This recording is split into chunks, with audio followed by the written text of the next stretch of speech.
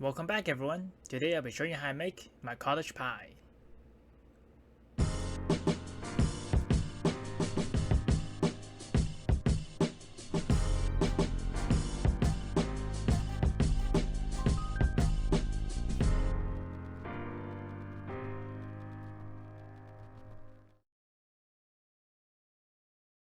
Jumping straight into it, we'll need 1 can of tomato paste, 1 cup of chicken broth, some potato diced, some onion sliced, some carrots coined, and some garlic chopped. And off we go. First thing on the stovetop will be a pot filled with salted cold water. Into the water goes your diced potatoes. Cover and boil this for 15 to 20 minutes or until you can easily poke through the potatoes with a knife. We'll set this on the other burner while preparing the other parts of the dish. While the potatoes are boiling, set your oven to 370 degrees. Add a dash of oil into your pan and heat it up. You want to make sure the oil is decently hot before you put in your sliced onions. You want to soften them up until they're slightly translucent. Flip and stir regularly to prevent burning. Next comes the carrot. Same deal, spread around the pan, fry until softened.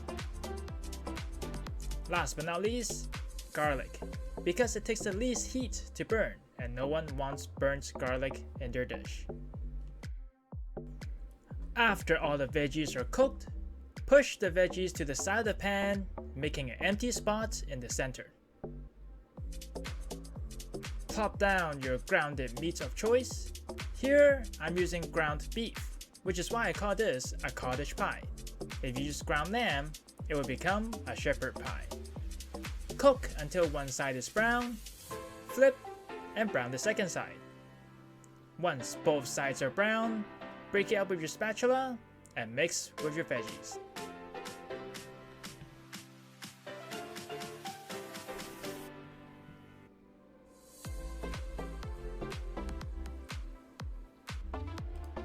Next item on the list will be your can of tomato paste.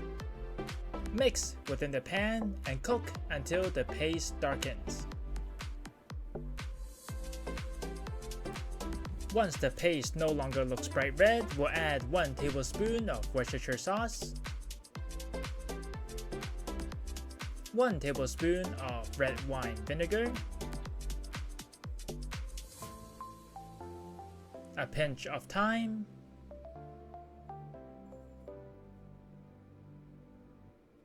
and a pinch of rosemary.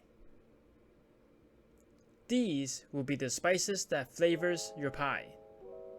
Give everything a quick stir.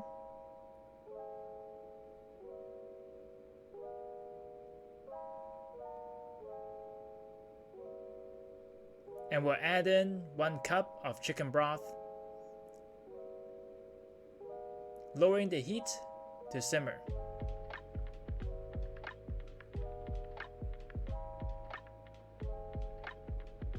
Once simmering, add in a handful of frozen peas, and we'll reduce this until we achieve a sauce-like consistency.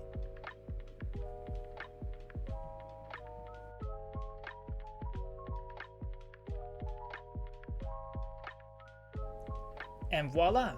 You know you've done a good job when your spatula leaves a trail when you drag it through the sauce. Checking in on the potato, we can see that a knife can easily poke through them, meaning they're ready for mashing. First, we'll drain the potatoes. Then I'll invite my amazing, beautiful wife over to turn this into the most delicious mashed potato ever. Hello everyone! Let's get out our masher. I already have milk in hand. Let's splash some onto the taters and mash away. As we're mashing, we're going to turn the pot around to incorporate air. Next, we'll add in some butter, and we'll keep mashing and turning. I don't really measure. I've been making mashed potatoes since I was a kid. It's more of a feel. So here, I'm gonna add some more butter. And we'll mash and turn. Next, we've got granulated garlic. We'll do a good dusting.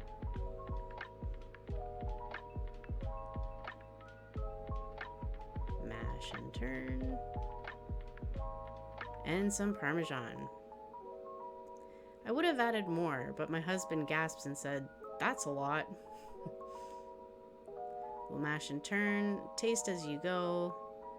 In hindsight, I would have added more milk. Thanks, my love.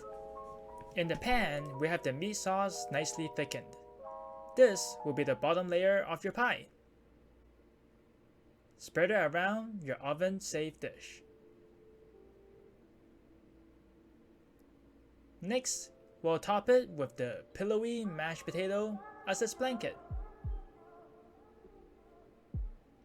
Smooth it out, making sure it's completely covered.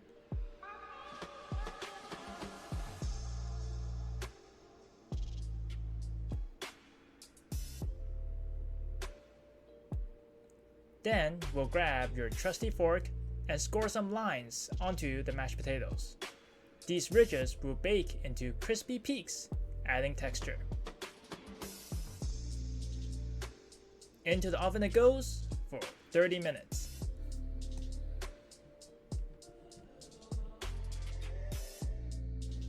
"30 minutes has passed, let's get ready to eat."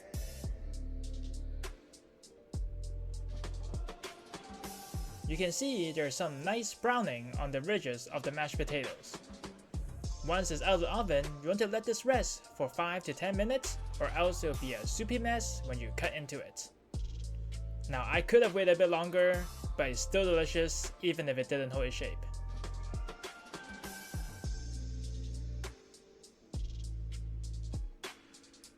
And this is how I make my cottage pie.